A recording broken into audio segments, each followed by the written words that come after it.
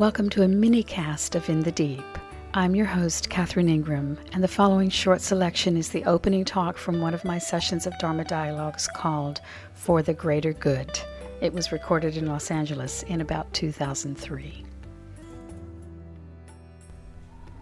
There's a cartoon in a recent New Yorker with the caption that says, "Why kids don't have talk shows." And it shows this kid behind a desk, and he's got behind a talk show host desk, and there's another kid in the guest spot, and the host is saying, "I hate Jamie, don't you?"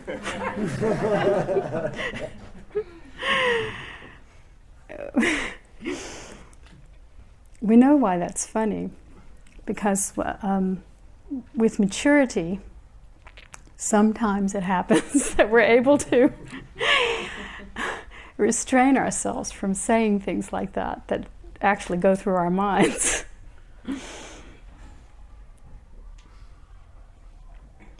Now, unfortunately for so-called spiritual people, people who fancy themselves spiritually inclined, they have a feeling that they are not allowed to have those kinds of thoughts, that it means something bad about them. So there's a kind of war that ensues inside.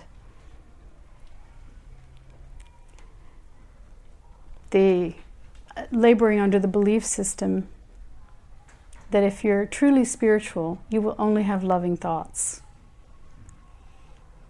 But it is just not the case.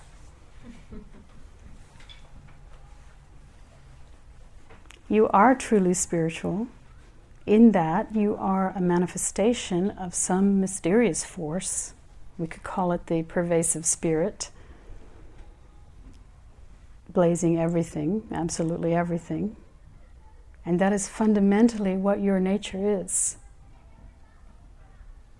And when you tap into that, strangely enough, and I think without exception, you feel a great love, because everything feels like family. You feel a great tenderness, you feel a great love, despite your mind that has thoughts like, "I hate Jamie, don't you?" Right, Victor? You were mad about the kids last week? Oh, yeah, and and tonight. Yeah, right. Yeah. Kind of nice. Oh, you're enjoying it tonight? Yeah. Great, excellent. Wow, good. But either way, there are natural preferences and dislikes. It's just how it is, running through the mind. But you can stay, you can allow your own attention and awareness to rest mostly in this undercurrent of beingness, in this love, in this connectedness, and just accept the crazy content that rolls through your mind. And thereby, the more you are able to do that, the more you're able to accept the crazy content rolling through everyone else's mind, often coming out of their mouth.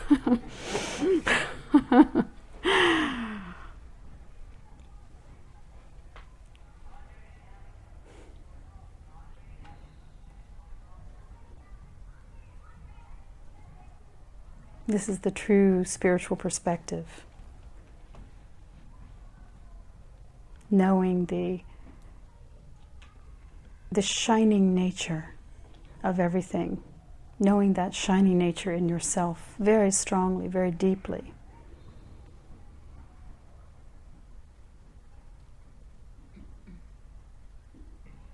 Knowing that, and then you're not freaked out, you're not in a battle with your mind any longer. Because when you are in a battle with your mind, all kinds of trickery starts up. All kinds of strategizing to make it okay, to repress it, to make it something that it really isn't, this is where real trouble begins, when there is a kind of denial of the content of mind, a denial or a repression.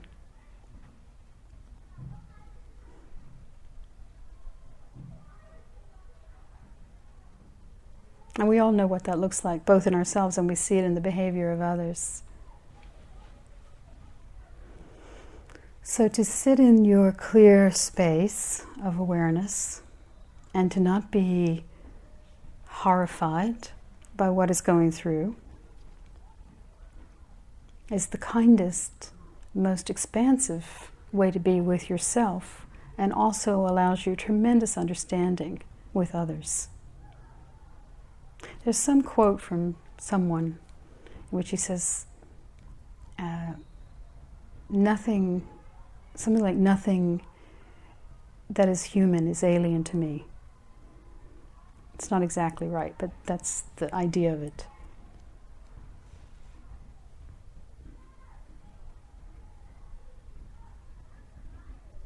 And then what you see out there is ignorance instead of evil. You see ignorance. They forgive them because they know not what they do.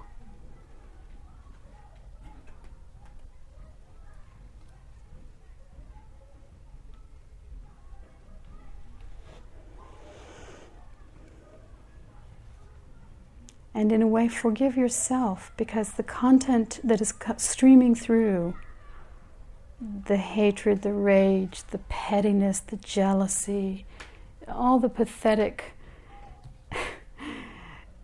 thoughts, this is not anything you dreamed up or induced in yourself.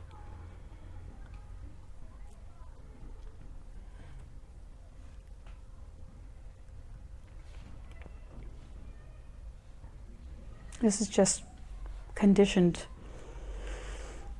for all kinds of reasons. Stay with what's real. Stay with what's true. Stay in your naturalness. Get a really good drink of it. This has been a mini-cast of In the Deep with Catherine Ingram. You can find more about my work at catherineingram.com or follow me on Twitter at Cath Ingram, and you can subscribe to our podcasts for free on iTunes. Till next time.